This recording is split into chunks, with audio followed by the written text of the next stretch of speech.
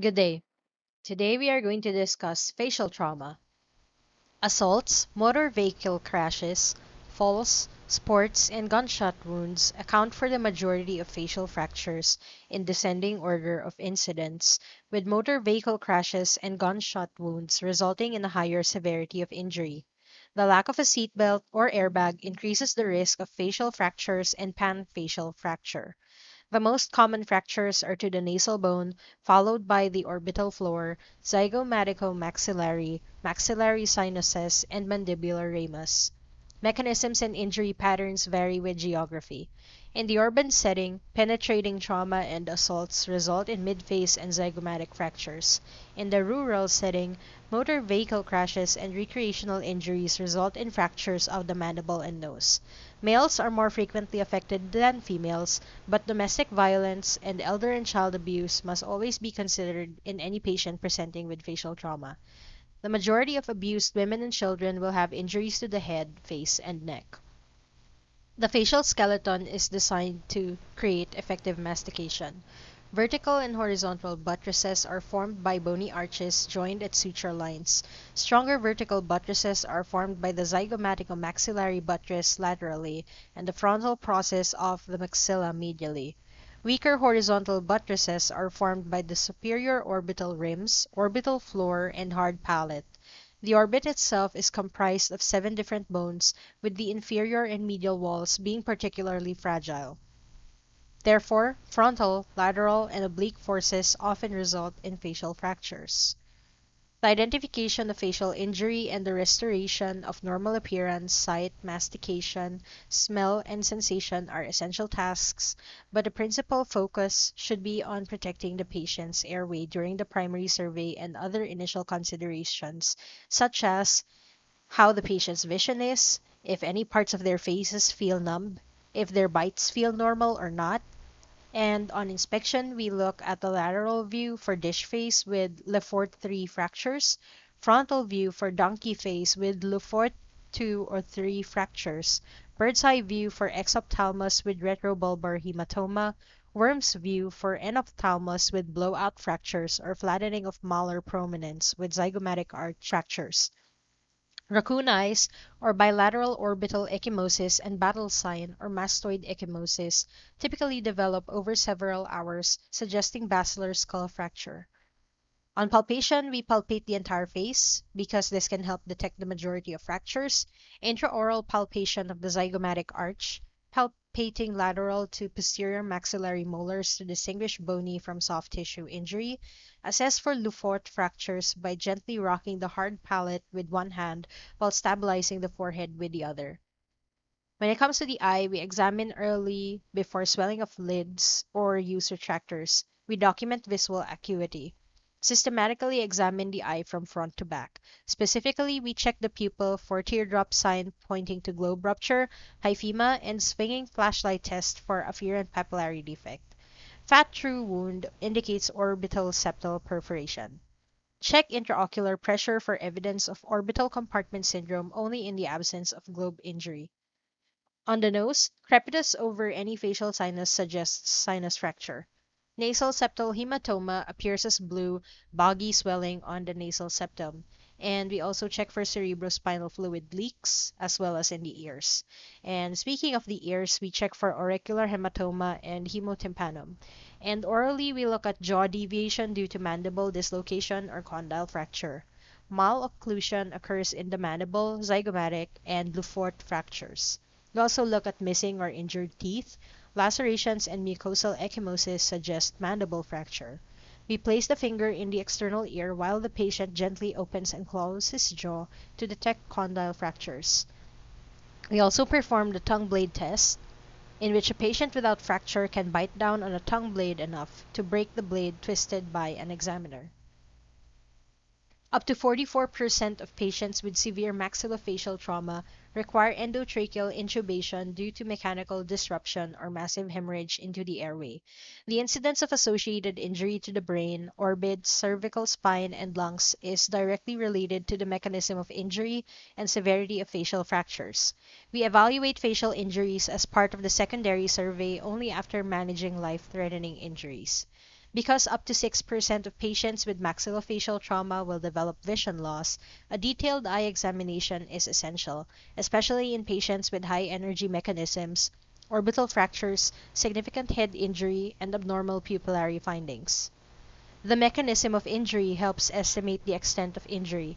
Exact details of motor vehicle crashes and assaults are often incomplete due to associated traumatic brain injury, intoxication, or other factors. We always address the possibility of abuse. When reported mechanisms do not match the injury, we ask patients, especially women and the elderly, about interpersonal violence. We contact pediatricians and local child protective services when considering child abuse. It is better to report all suspected abuse than allow violence to continue and escalate. We obtain a history of allergies, medications, especially cardiovascular and antithrombotic agents, comorbidities, tetanus immunization status, and the time of last meal from the trauma patient or other available sources. A secondary survey begins with 3 screening questions to help localize injuries while simultaneously examining the patient from the upper to the lower face. So our initial considerations in facial trauma are the primary survey, the secondary survey, and the history. For the primary survey, we check the airway and perform endotracheal intubation for mechanical disruption or severe hemorrhage. For circulation, we do early packing of the nasal and oral cavity. We apply direct pressure to external wounds and avoid blind clamping. We also evaluate and manage emergent life-threatening conditions before facial injuries. On the secondary survey, we do an early meticulous facial and ocular exam. And on the history, mechanism predicts severity of facial and associated brain, cervical spine, and pulmonary injury. We also screen for abuse, especially in women, children, and elders. Questions that we ask the patient include, how is your vision? Any patient with visual complaints or evidence of periorbital injury requires a thorough eye examination. Is your face numb? We ask this question while checking for anesthesia of the forehead, lower eyelid, cheek, and upper lip or chin, suggesting injury to the supraorbital, infraorbital, or mental nerves. Do your teeth fit together normally? Malocclusion typically occurs in patients with mandibular or maxillary fractures. Pain and tenderness near the ear indicate mandibular condyle injury. With zygomatic maxillary complex fractures, patients often report pain over the cheek and trismus from masseter spasm or mechanical impingement of either the temporalis muscle or coronoid process of the mandible. We also inspect the face from the front, sides, feet, and above to detect subtle asymmetry in facial structure from zygomatic, orbital, and Leuport injuries. We palpate the entire orbital rim for tenderness and step-off deformities, which suggests fracture, and for crepitus, which suggests sinus involvement. We examine the eyes before significant swelling occurs, or use lid retractors to better inspect the globe. Begin with corrected visual acuity using a wall, pocket, or phone app Snellen eye chart, name tag, or finger counting. In patients with loss of visual acuity, we note light perception and color perception. Loss of vision implies injury to the optic nerve or the globe. Subconjunctival hemorrhage and bloody chemosis occur with orbital fractures. We also assess extraocular motion in pupils. Binocular double vision suggests entrapment of the extraocular muscles, whereas monocular double vision suggests lens dislocation. Limitation on upward gaze occurs with fractures of the inferior and medial orbital wall from entrapment or injury to the inferior rectus, inferior oblique, or oculomotor nerve. We examine the pupils for shape, position, symmetry, and reactivity. Teardrop-shaped pupil indicates globe injury. We note the distance between the medial canthi. Normal is the width of the patient's globe. Telecanthus, widening of this distance with normal interpupillary disease, occurs with naso-orbitoethmoid injuries. Widening of the interpupillary distance, or hypertelorism, results from a blowout injury to the orbits, often resulting in blindness. Check the swinging flashlight test for evidence of an afferent papillary defect, such as Marcus gun pupil. With normal function, the swinging light results in brief dilation during movement, followed by constriction when the light is directly over the eye. With injury to the optic nerve or retina, the affected pupil will not constrict until the light is again moved to the unaffected eye. The test is sensitive but not specific for optic nerve injury because an afferent papillary defect may result from pathology anywhere along the visual pathway. We finish the physical examination of the eye by completing fundoscopic, slit lamp, and fluorescein examinations, as well as checking intraocular pressures when indicated. Flashes of light and floaters may be reported in patients with retinal detachments and vitreous hemorrhage. Foreign body sensation and photophobia suggests corneal abrasion. We check for hyphema after having the patient sit upright for several minutes. In patients without evidence of globe rupture, we check intraocular pressure in patients with significant exophthalmos, afferent nerve defects, or other evidence of retrobulbar hematoma. We check carefully for globe injury with any penetrating injury to the periorbital area. We consult ophthalmology for suspected hyphema or vitreous hemorrhage. Fat herniating through the wound suggests an injury through the orbital septum. Through and through injuries, tarsal plate injuries, and injuries to the medial quadrant involving the lacrimal duct require repair by an ophthalmologist. We begin the examination of the nose by checking for deformity from multiple angles while asking the patient about prior nose injury. Check for tenderness, crepitus, septal hematoma, and cerebrospinal fluid rhinorrhea. A septal hematoma appears as a blue, boggy, and tender area of swelling along the nasal septum. Incision and evacuation are required to prevent destruction of cartilage, resulting in a saddle nose deformity. Ensure that simple nasal fractures are not associated with complex naso-orbito-ethmoid injuries. We perform the bimanual nasal palpation test with tenderness over the medial canthus. Begin by anesthetizing the nose. Then, insert a cotton tip applicator inside the nose along the lateral nasal wall to the area behind the medial orbital wall and canthus. Palpate the area of the medial canthus externally with the opposite hand to check for movement from fracture of the medial wall of the orbit. We obtain a CT scan for suspected injury to the medial canthus or when telecanthus is present. Classic tests for cerebrospinal fluid rhinorrhea are not accurate in distinguishing cerebrospinal fluid from serous nasal discharge in the presence of nasal bleeding. The double ring or halo sign occurs when clear cerebrospinal fluid diffuses past blood when dropped on a paper towel. Trauma-related serous nasal discharge will also diffuse past blood. The glucose test is likewise not reliable. Nasal discharge does not contain glucose, whereas cerebrospinal fluid does.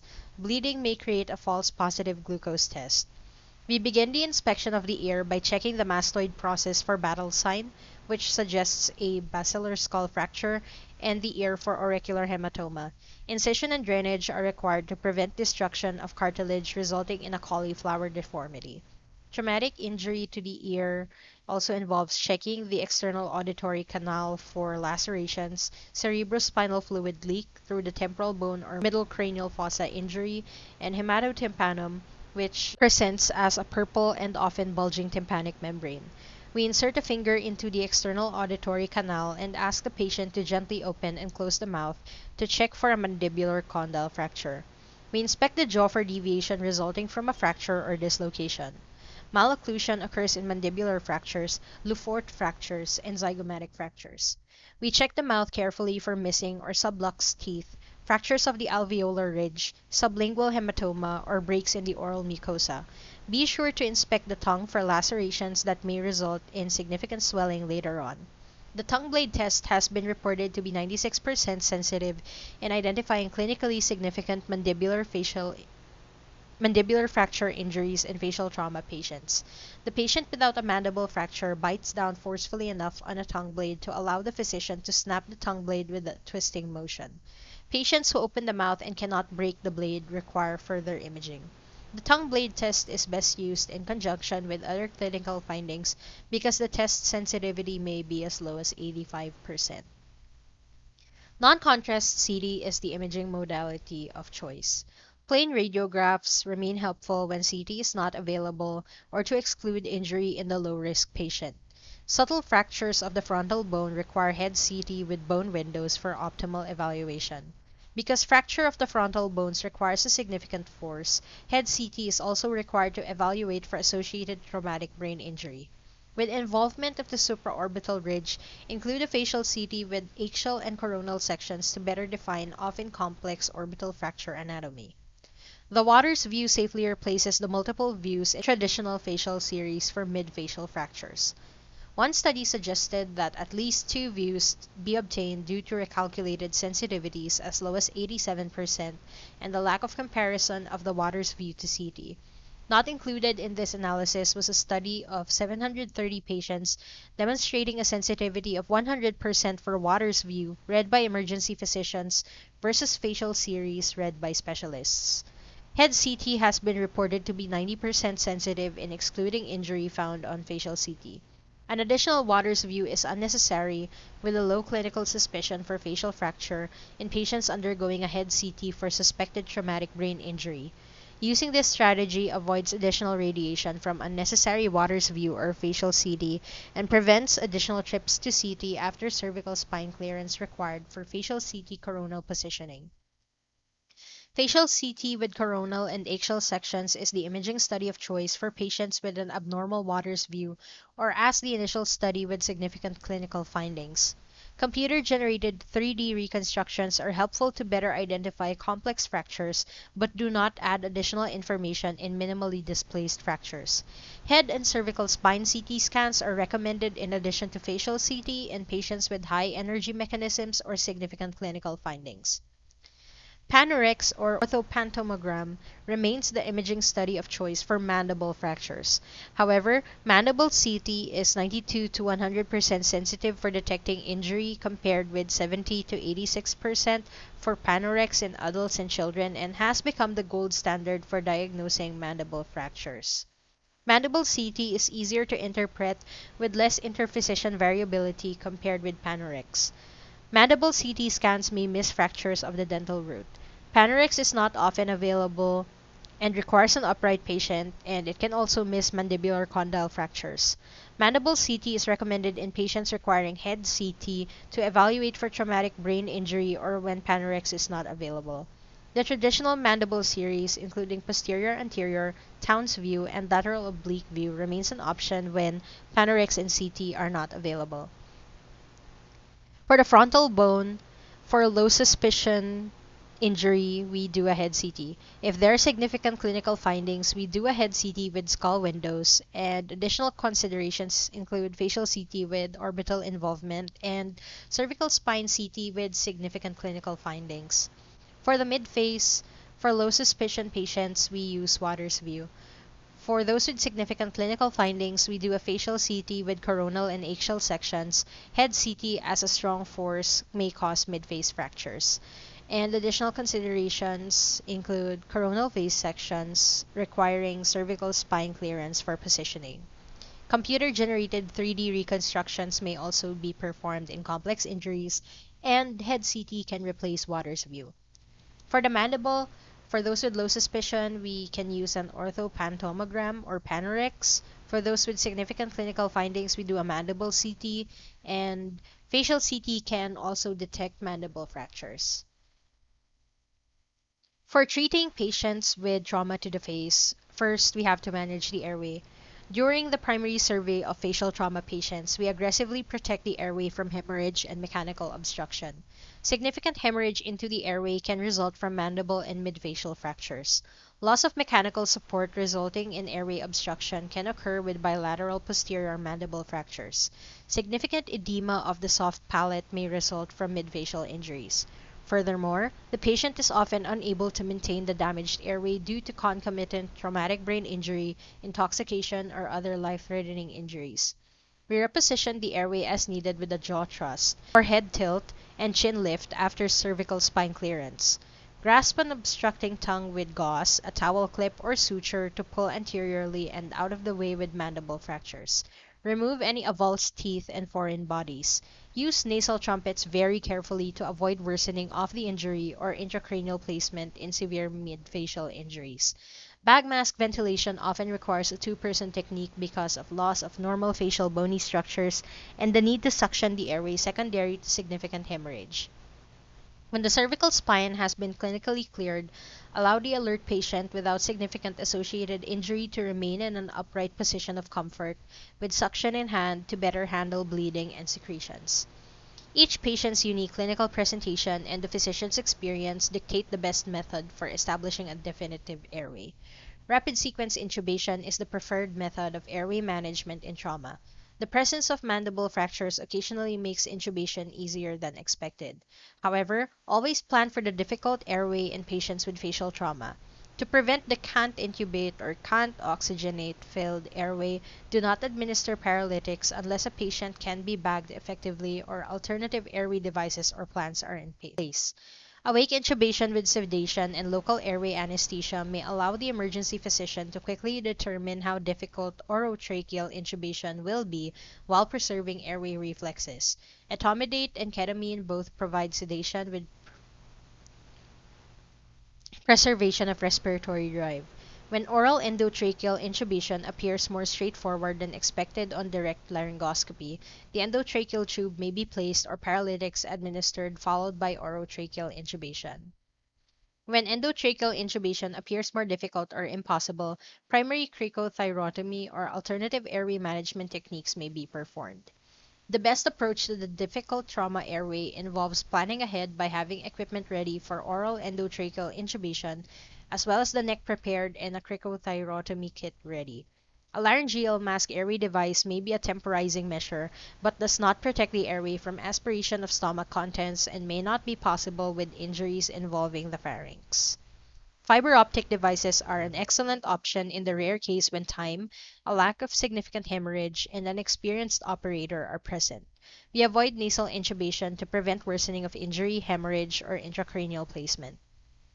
Significant hemorrhage with severe midfacial and mandible injury can obstruct the airway and make attempts at intubation difficult. The blood supply to the face originates primarily from the sphenopalatine and greater palatine branches of the external carotid artery. Extensive anastomosis occur in the nasal cavity with the anterior and posterior ethmoidal branches of the internal carotid artery.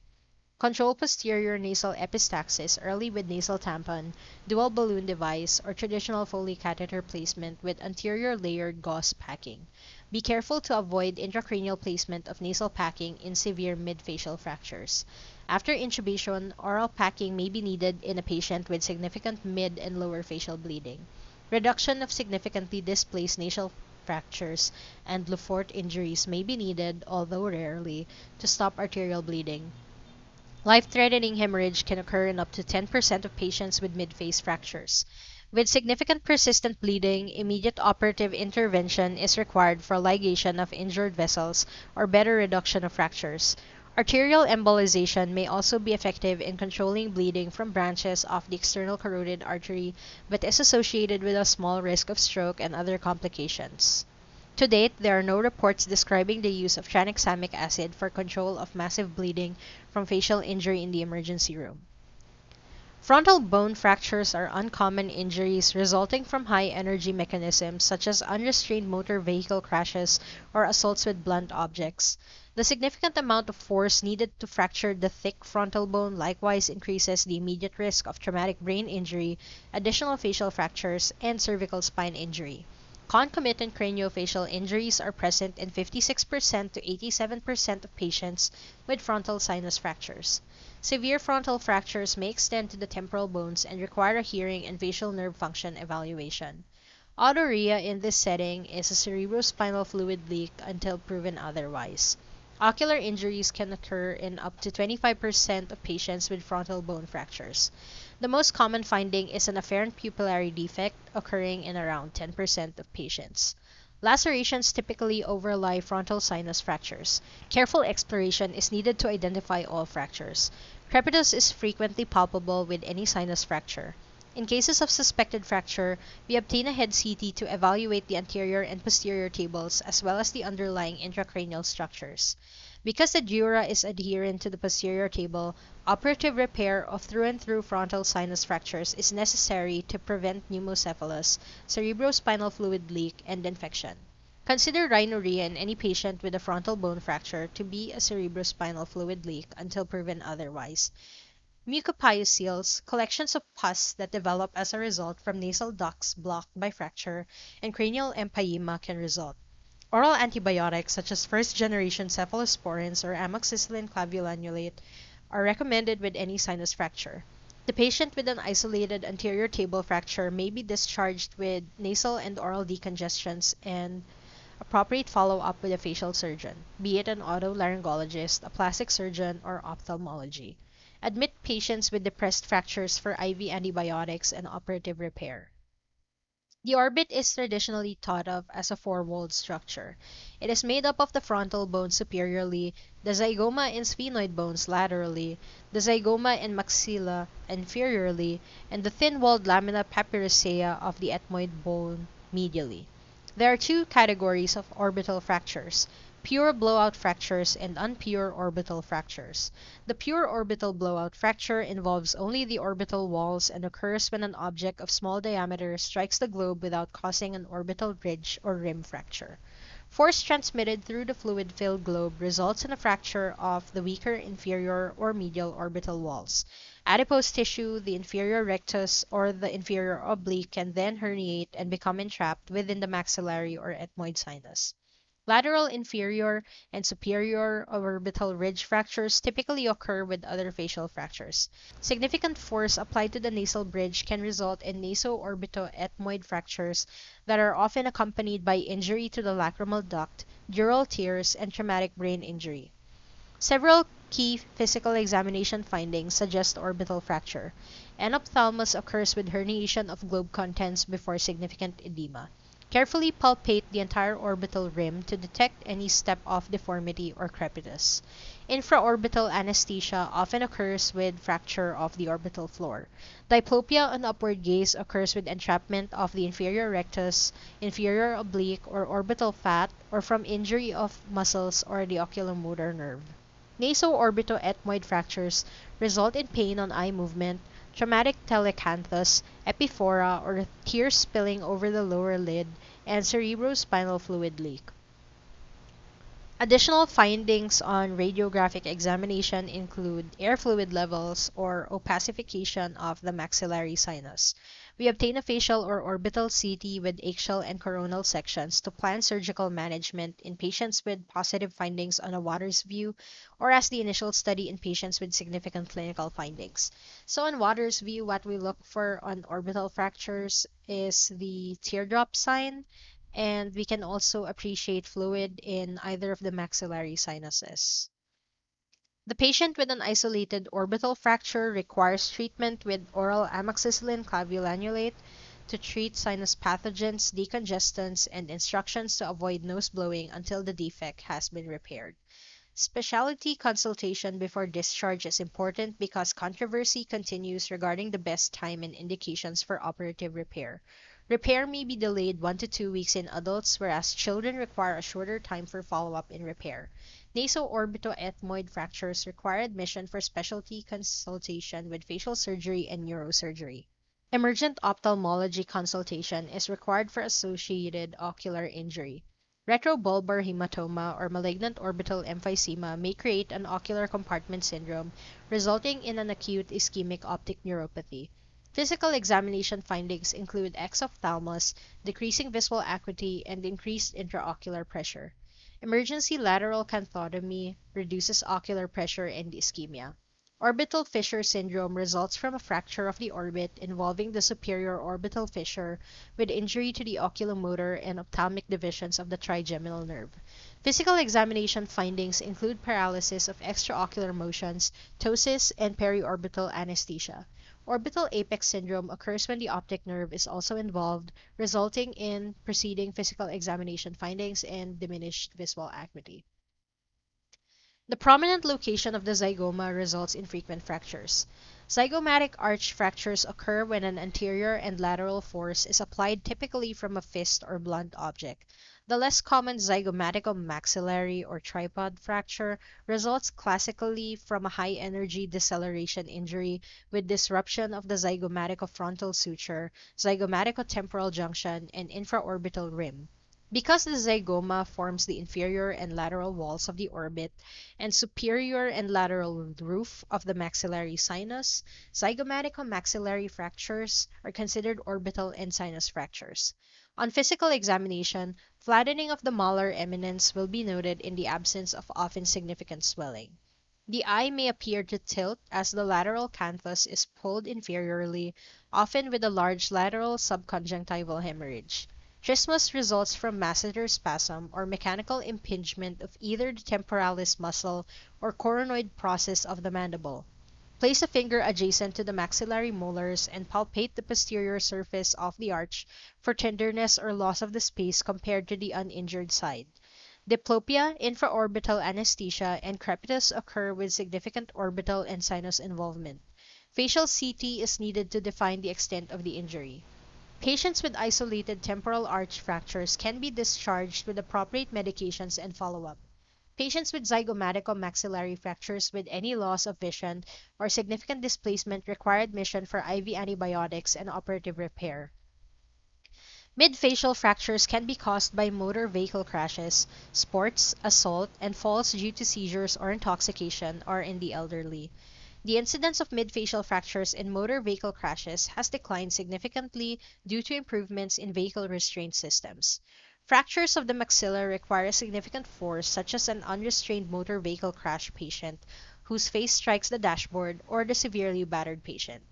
Leuport injuries often present dramatically with significant hemorrhage, early swelling, bilateral orbital ecchymosis, and cerebrospinal fluid leaks in Leuport 2 and 3 injuries.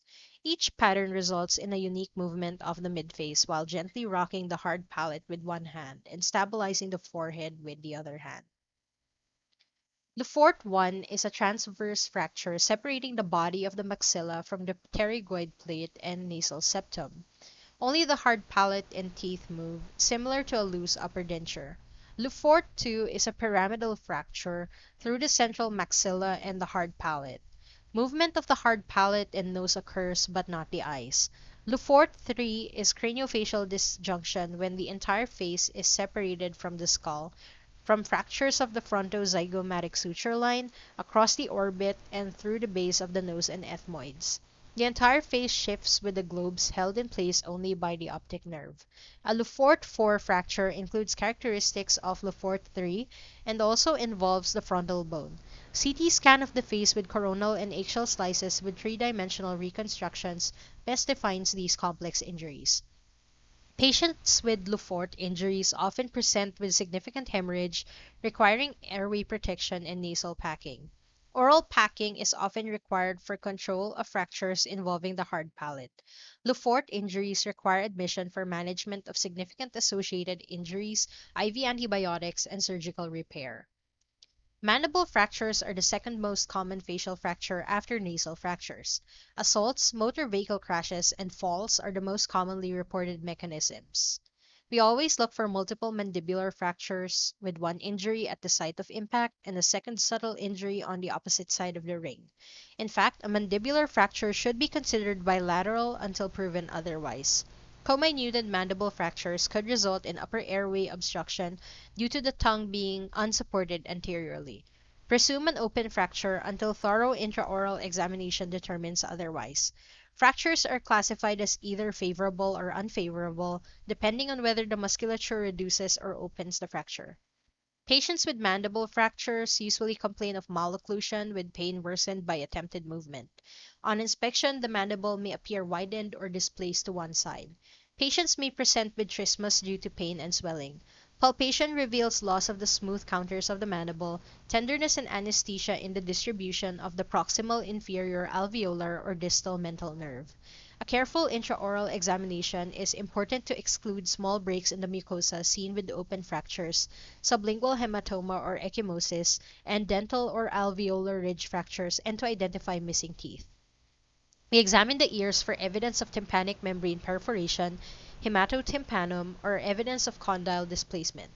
Place a finger into the external auditory canal and ask the patient to open and close the mouth to palpate for injury to the condyle. Panorex remains the initial imaging study in patients with a low clinical suspicion of injury. Order mandible or face CT with coronal and axial sections in patients suspected of having condyle fractures, complex fractures, or multiple facial fractures. A chest radiograph is necessary in the unconscious patient with missing teeth to exclude aspiration of the missing teeth. In the patient with a stable airway, placement of a Barton's bandage, an ACE wrap over the top of the head and underneath the mandible will stabilize the fracture and help relieve pain. Administer pain control and antibiotics such as penicillin G 2 to 4 million units IV or clindamycin 600 to 900 milligrams in penicillin allergic patients for open fractures. Although studies question the utility of antibiotics, given the overwhelming number of potentially virulent oral anaerobes contaminating open mandible fractures, antibiotics remain a logical therapeutic agent. Patients with closed fractures may be given urgent outpatient follow-up. Open fractures require admission for operative repair. In the pediatric populations, facial fractures in the pediatric population are typically due to falls, bicycle accidents, pedestrian accidents, and transport accidents. The nasal bones and mandible are most commonly fractured, just as with adults.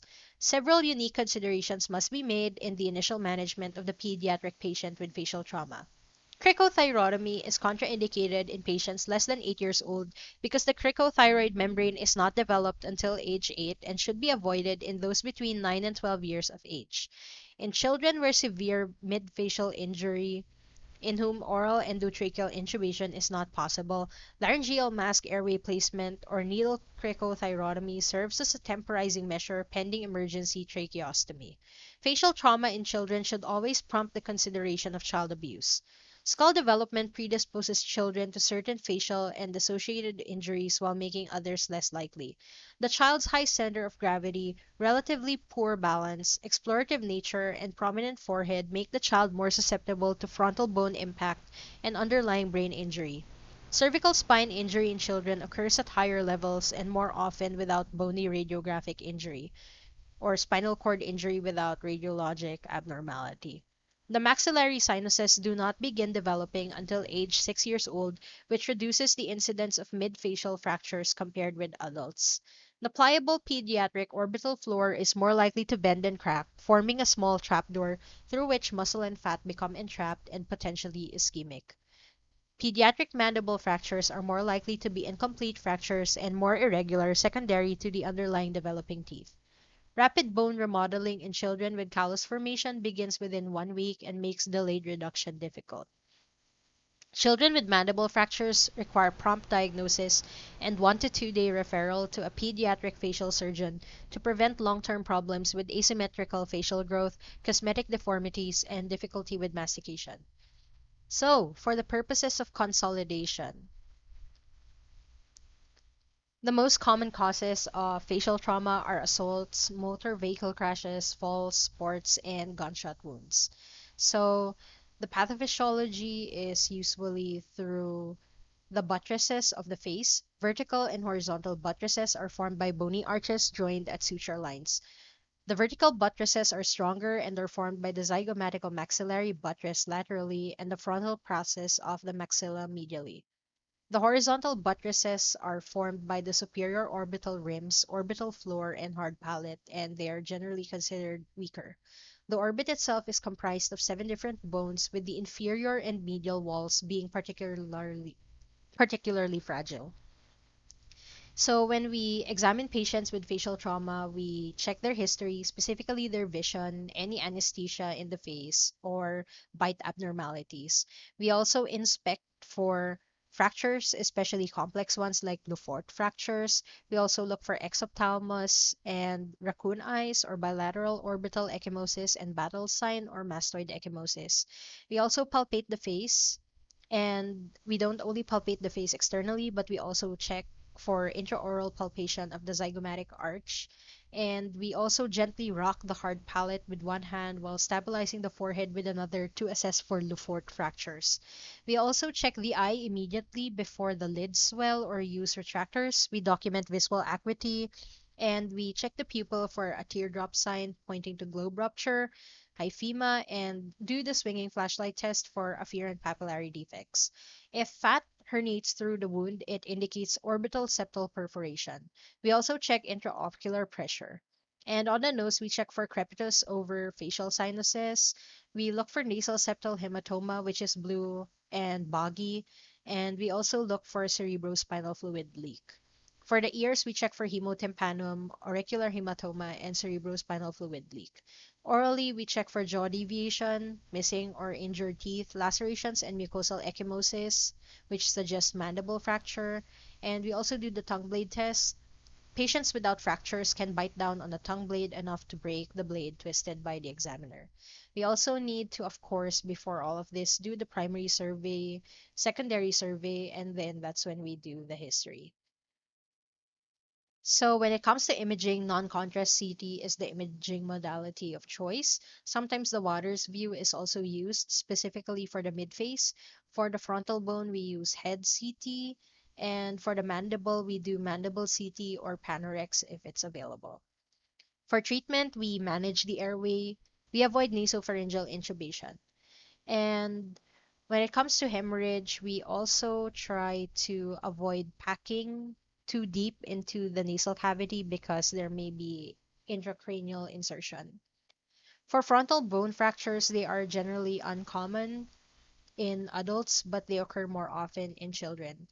And when it comes to orbital fractures, significant force applied to the nasal bridge can result in naso-orbitoethmoid fractures that are often accompanied by injury to the lacrimal duct, dural tears, and traumatic brain injury. Retrobulbar hematoma or malignant orbital emphysema may create an ocular compartment syndrome, resulting in an acute ischemic optic neuropathy. Zygoma fractures may also occur due to the prominent location of the zygoma. The zygomaticomaxillary fracture, also known as a tripod fracture, is less common and it results classically from a high energy deceleration injury with disruption of the zygomatico-frontal suture, zygomatico-temporal junction, and infraorbital rim. For mid-facial fractures, they are often caused by motor vehicle crashes, sports, assault, and falls due to seizures or intoxication in the elderly. They are often known as Leuport injuries and they are dramatic in presentation and they are also very complex. So when distinguishing the different types of Leuport injury, the fracture line of Leuport tends to be alveolar. For Leuport 2, the fracture lines are in the zygomatic maxillary complex, and for Leuport 3, you have craniofacial disjunction. Leuport 4 is Leuport 3 plus frontal bone fracture. Mandible fractures are the second most common facial fracture after nasal fractures. And we have to do a careful intraoral examination in this kind of patient because we need to exclude small breaks in the mucosa seen with open fractures, sublingual hematoma or ecchymosis, and dental or alveolar ridge fractures, and identify any missing teeth. For pediatric patients, as mentioned earlier, frontal bone defects or fractures are more often seen in this population than in adults because it's more prominent in children and they have a heavier center of gravity. We are not supposed to do cricothyrotomy in patients who are up to 12 years old because in patients less than 8 years old, it's not yet developed, and in those who are 9 and 12 years old, it's still developing. The maxillary sinuses do not begin developing until age 6, which reduces the incidence of mid-facial fractures compared with adults. Our source is Tintinalli's Emergency Medicine. Thank you.